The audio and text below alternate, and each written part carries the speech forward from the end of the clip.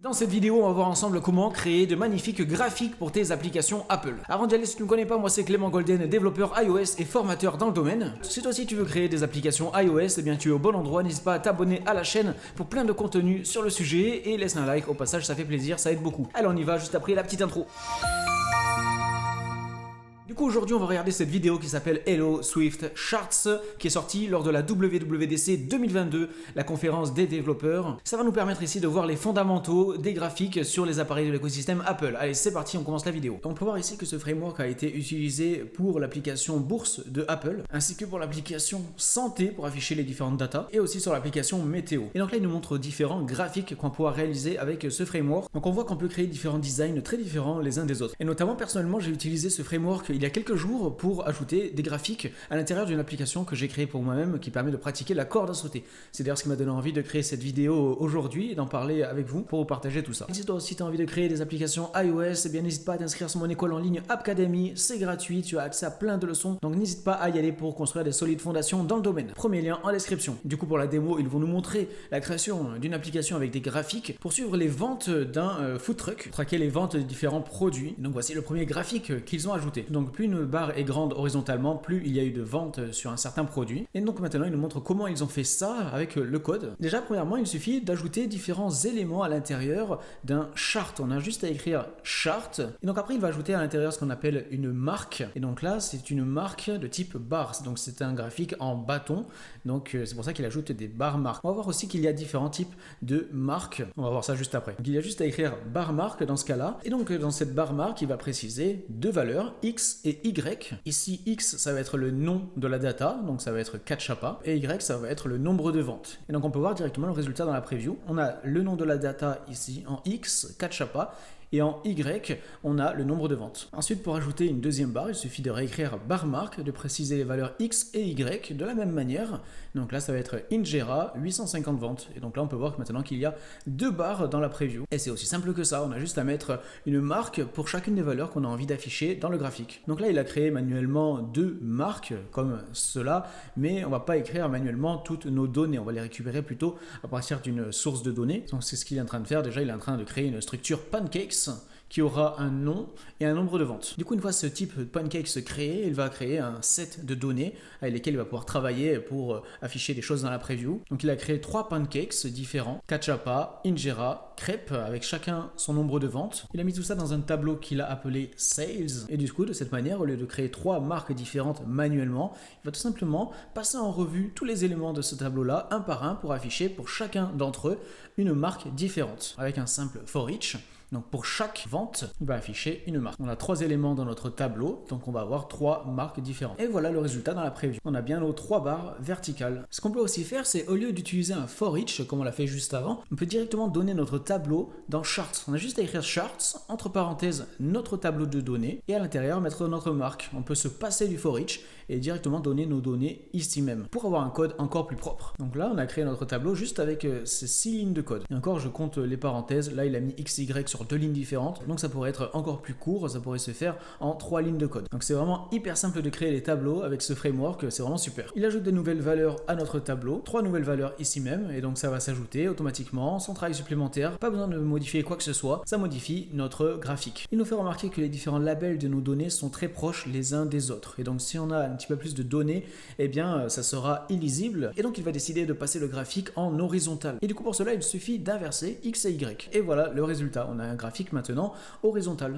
Et on peut voir que maintenant on peut avoir autant de données différentes qu'on veut, ça sera toujours lisible, le label de chacune des données. On peut voir que le graphique va pouvoir s'adapter dans différents dark mode, light mode, dans différentes tailles de police, en fonction des paramètres d'accessibilité de chaque appareil. Ça va aussi fonctionner en fonction de l'orientation de l'appareil, comme on le voit. Encore une fois, c'est vraiment très pratique parce que en 3 lignes de code, ça crée un graphique qui est vraiment compatible avec beaucoup de choses et avec notamment beaucoup de paramètres d'accessibilité. Ensuite, on va pouvoir afficher dans le graphique les différentes ventes en fonction de 2 villes différentes. Cupertino et San Francisco. Sur le premier exemple juste là, on a juste les ventes du Cupertino en fonction des jours de la semaine. Sur l'image du milieu, on a pareil les images de Cupertino, mais cette fois-ci, on a un picker où on peut choisir Cupertino ou San Francisco. Et donc ça va afficher le même graphique, mais avec différentes datas. On va voir juste là l'animation de transition entre les deux.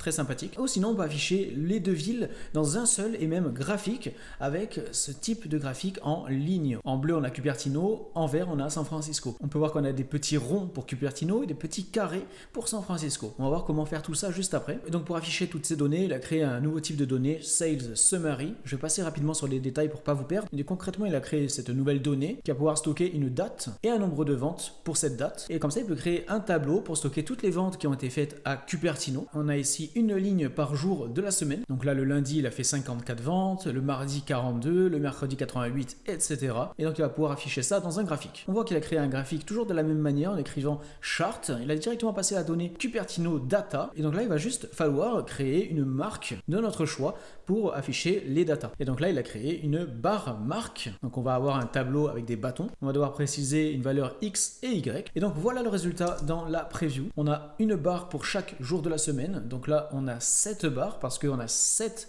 data dans notre tableau Cupertino data. Et donc là ce qu'on vient de voir par rapport aux 3 images que je vous ai montrées juste avant, ça correspondait à cette image, à ce screenshot, à cette version. Et donc maintenant on va voir comment faire cette version là du milieu. Tout comme on a créé un tableau Cupertino data, on va pouvoir créer un San Francisco data, un tableau qui va stocker toutes les ventes qui ont été faites chaque jour de la semaine, cette fois-ci à San Francisco. Donc le tableau, le voilà, il est juste ici. Ensuite il crée un picker, donc ce picker juste là qui permet de choisir Cupertino ou San Francisco. Et ensuite il a juste créé le graphique, toujours de la même manière, en écrivant chart, en lui donnant les données à afficher, et ensuite en écrivant bar marque avec les valeurs X et Y. Donc maintenant on va pouvoir switch entre San Francisco et Cupertino. Et donc là on n'a pas d'animation forcément pour l'instant. Et donc pour l'ajouter, il suffit juste d'ajouter ici point animation et avec le type d'animation, donc là c'est Easy Out. Attention, le résultat maintenant, hop, magnifique animation. Et maintenant pour finir, le troisième graphique, donc en forme de ligne avec les deux datas dans le même graphique. Et donc là concrètement, il va ajouter les ventes de chaque jour de la semaine pour chacune des villes, et cela dans le même tableau. Et donc là, il a même mis une couleur qui va être différente entre chacune des villes. Voilà le résultat à droite dans la preview. Donc pour l'instant, on a un tableau en barre parce qu'on a utilisé des barres marques. Et vous allez voir qu'on peut modifier ce tableau, on peut modifier son design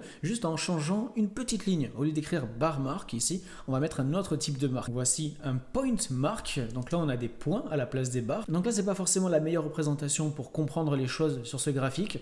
Donc après, on va mettre plutôt un line mark comme cela.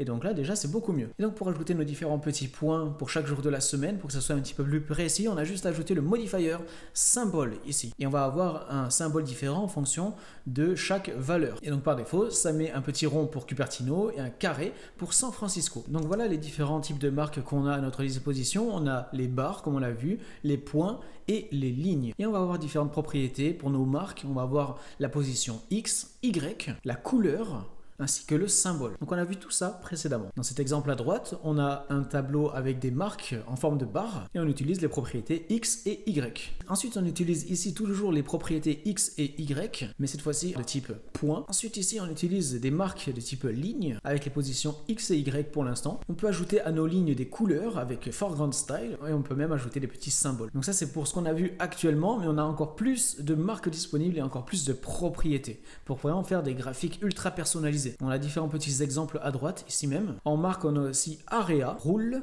et rectangle. Et on a aussi les propriétés symbol size et line style. Donc on a vraiment de quoi faire. Personnellement, pour l'application que je me suis créée pour faire de la corde à sauter, j'ai utilisé tout simplement ce graphique-là, mais avec une seule valeur, avec uniquement ce qui est en vert ici même, pour que à chaque date où je fais de la corde à sauter, traquer combien de sauts j'ai fait. Et comme ça, j'ai une évolution dans le temps. Je peux voir si ça augmente, si je progresse. Donc voilà, personnellement, j'ai utilisé ce graphique-là pour cette application-là, mais pour chaque application différente qui va avoir besoin de graphiques, on va utiliser le design qui correspond le mieux au type de data qu'on veut afficher. On a ici d'autres exemples de tout ce qu'on peut faire. On est là sur un framework qui est ultra puissant et en plus c'est directement intégré, natif à tous les appareils de l'écosystème Apple, donc c'est vraiment fantastique. Et donc voilà tout ce que supporte ce framework, le dark mode, les différentes tailles d'écran, des types dynamiques, voice-over, les audiographes, le mode d'accessibilité au contraste, la localisation, donc les différentes langues et le multiplateforme. Et c'est la fin de cette vidéo. Si tu as appris des choses, n'oublie pas de laisser un like, ça m'aide beaucoup. Abonne-toi à la chaîne pour plein de contenu sur la création d'applications Apple. N'hésite pas à aller voir d'autres vidéos sur la chaîne et du coup on se retrouve très bientôt pour une nouvelle vidéo. Allez, salut!